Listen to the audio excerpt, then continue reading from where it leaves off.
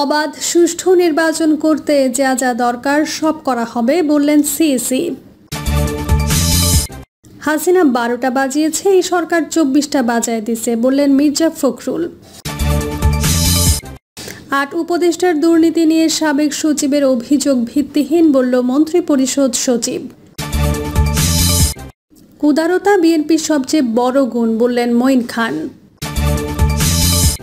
এবং সর্বশেষ জানাবো সেমিনারে উপদেষ্টাদের দুর্নীতি নিয়ে বক্তব্য যা বলছে বিএসএ।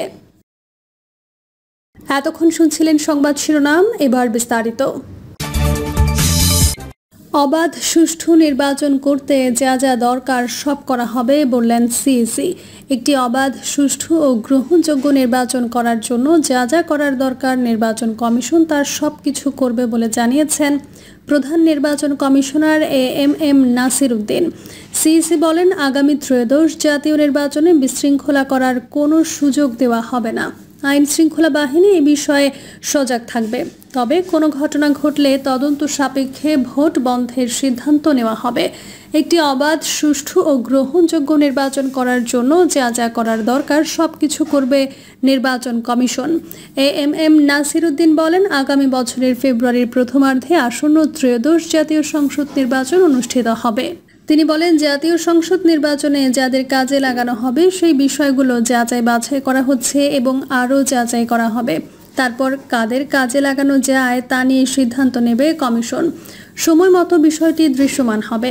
এদিকে সকালে আঞ্চলিক নির্বাচন কার্যালয়ের সম্মেলন কক্ষে আঞ্চলিক নির্বাচন কর্মকর্তা, রংপুর অঞ্চল ও রংপুর অঞ্চলের সব নির্বাচন কর্মকর্তা এবং জেলা উপজেলা নির্বাচন কর্মকর্তাদের সঙ্গে ত্রয়োদশ জাতীয় সংসদ নির্বাচন সংক্রান্ত মত বিনিময় সভা করেন সিইসি।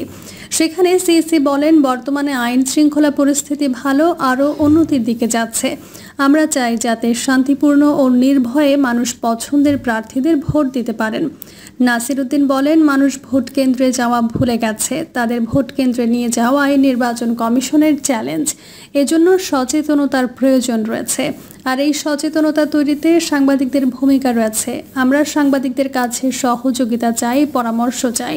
প্রধান নির্বাচন কমিশনার বলেন, নির্বাচন সিস্টেমের প্রতি, নির্বাচন কমিশনের প্রতি এবং নির্বাচন অনুষ্ঠানের সঙ্গে সম্পৃক্ত প্রশাসনের প্রতি মানুষের আস্থা নষ্ট হয়েছে।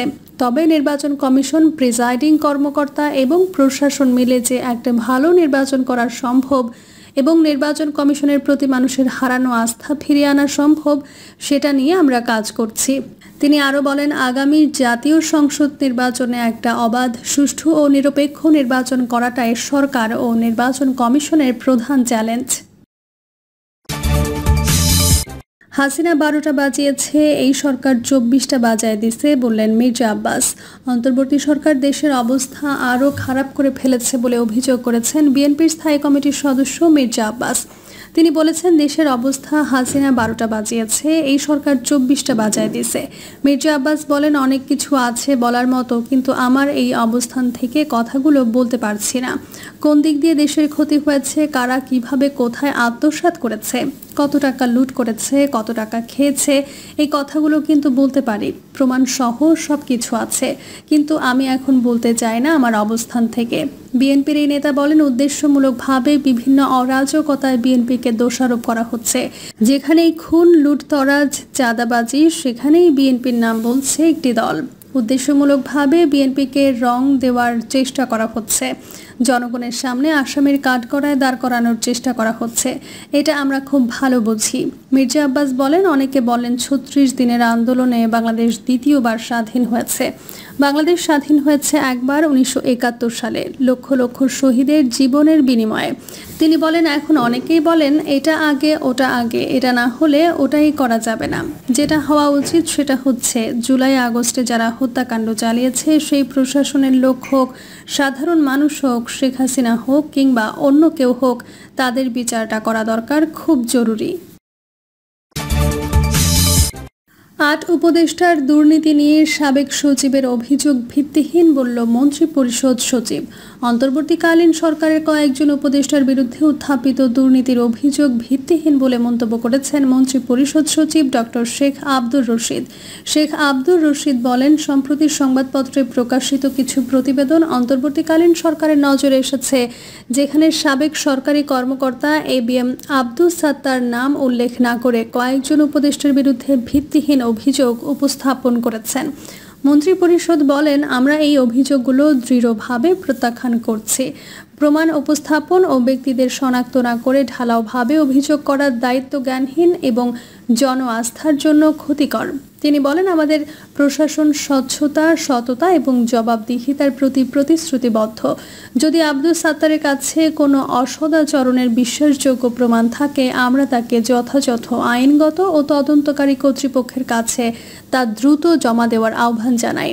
মন্ত্রী পরিষদ সচিব বলেন, যতক্ষণ না এমন প্রমাণ উপস্থাপন করা হচ্ছে, আমরা সব অংশীজনকে স্মরণ করিয়ে দিতে চাই যে জনপরিসরের আলোচনা অনুমান নয়, বরং তথ্যের ভিত্তিতে হওয়ার সমীচীন। উদারতা বিএনপির সবচেয়ে বড় গুণ বললেন মঈন খান। বিএনপির স্থায়ী কমিটির সদস্য ডক্টর আব্দুল মঈন খান বলেছেন, গণঅভ্যুত্থানের মাধ্যমে উদিত গণতন্ত্রের সূর্যকে অস্তমিত হতে দেওয়া যাবে না। তিনি আরও বলেন, উদারতা হলো বিএনপির সবচেয়ে বড় গুণ। Human research and analysis foundation আয়োজিত সেমিনারে মঈন খান বলেন, জুলাইয়ের প্রতিটি যোদ্ধার প্রতি আমাদের শ্রদ্ধা এবং কৃতজ্ঞতা। তারা হাসিনার রক্তচক্ষু উপেক্ষা করে নিজেদের জীবন দিয়ে সমগ্র জাতিকে একটি ফ্যাসিস্ট রেজিম থেকে উদ্ধার করে মাথা তুলে দাঁড়াতে সাহায্য করেছেন।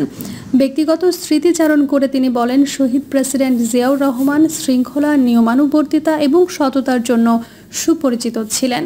একটি ঘটনার কথা তুলে ধরে তিনি বলেন, একটি সভায় জিয়াউর রহমান সকাল 10টায় গিয়ে দেখেন আয়োজকদের কয়েকজন ছাড়া অন্য কোনো অতিথি উপস্থিত হননি।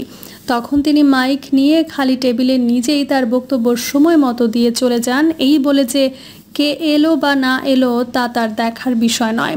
শহীদ প্রেসিডেন্ট জিয়াউর রহমানের রাজনীতি থেকে অনেক কিছু শেখার আছে। মঈন খান বলেন, আওয়ামী লীগ জিয়াউর রহমানকে অখ্যাত মেজর বলে সমালোচনা করে, কিন্তু আওয়ামী লীগ উপলব্ধি করতে পারেনি যে এই অখ্যাত মেজরই নিজের এবং খালেদা জিয়ার জীবন বিপন্ন করে স্বাধীনতার ঘোষণা দিয়েছিলেন। আওয়ামী লীগে উদারতা বুঝতে পারেনি যে শহীদ প্রেসিডেন্ট জিয়াউর রহমান স্বয়ং স্বৈরাচারী শেখ হাসিনাকে দেশে ফিরিয়ে নিয়ে এসে রাজনীতি করার অধিকার দিয়েছিলেন। উদারতা হলো বিএনপির সবচেয়ে বড় গুণ। তিনি বিএনপিকে একটি সেন্ট্রিস্ট বা মধ্যপন্থী দল হিসেবে বর্ণনা করেছেন, যারা কোনো চরম বা ডানপন্থী নয়। তিনি বলেন, বাংলাদেশের মানুষও এই মধ্যপন্থী নীতি পছন্দ করে এবং কোনো চরম নীতি অনুমোদন করে না। তিনি বিএনপির ওপর আওয়ামী লীগের অত্যাচারের কথা তুলে ধরে বলেন, বিগত 15 বছরে আওয়ামী লীগ বিএনপির বিরুদ্ধে 1 লাখেরও অধিক মামলা দিয়েছে এবং 50 লাখ নেতাকর্মীকে দেশনেত্রী খালেদা জিয়া ও তারেক রহমান থেকে শুরু করে গ্রামের নিরীহ ছাত্র পর্যন্ত শেখ হাসিনার নিষ্ঠুর পুলিশ বাহিনী দ্বারা নির্যাতিত এবং অত্যাচারিত হয়েছে। পুলিশের ভয়ে আমাকে ভাওয়ালের গজারি বন এবং ধানের ক্ষেতে রাত কাটাতে হয়েছে। সেমিনারে উপদেষ্টাদের দুর্নীতি নিয়ে বক্তব্য যা বলছে বিএএসএ। অন্তর্বর্তী সরকারের 8 জন উপদেষ্টার সীমাহীন দুর্নীতির প্রমাণ নিজের কাছে রয়েছে বলে দাবি করেছেন বিএনপি চেয়ারপারসন খালেদা জিয়ার একান্ত সচিব ABM আব্দুস সাত্তার। অবসরপ্রাপ্ত এই সচিব বলেছেন, এই উপদেষ্টাদের সঙ্গে যোগাযোগ ছাড়া গুরুত্বপূর্ণ পদে নিয়োগ হয় না, বদলিও হয় না। শুক্রবার রাজধানীর বিয়াম মিলনায়তনে বাংলাদেশ অ্যাডমিনিস্ট্রেটিভ সার্ভিস অ্যাসোসিয়েশনের জুলাই গণঅভ্যুত্থানের প্রত্যাশা ও আগামী দিনের জনপ্রশাসন শীর্ষক সেমিনারে এই অভিযোগ করেন আব্দুস সাত্তার। তবে এই বক্তব্যের সঙ্গে সেমিনারের আয়োজকদের কোনো সম্পর্ক নেই বলে আজ গণমাধ্যমে পাঠানো এক বিবৃতিতে উল্লেখ করেছে বিএএসএ। প্রিয় দর্শক, এই ছিল এখনকার সর্বশেষ সংবাদ। আপডেট সব সংবাদ পেতে চ্যানেলটি সাবস্ক্রাইব করে বেল আইকনটি ক্লিক করে রাখুন।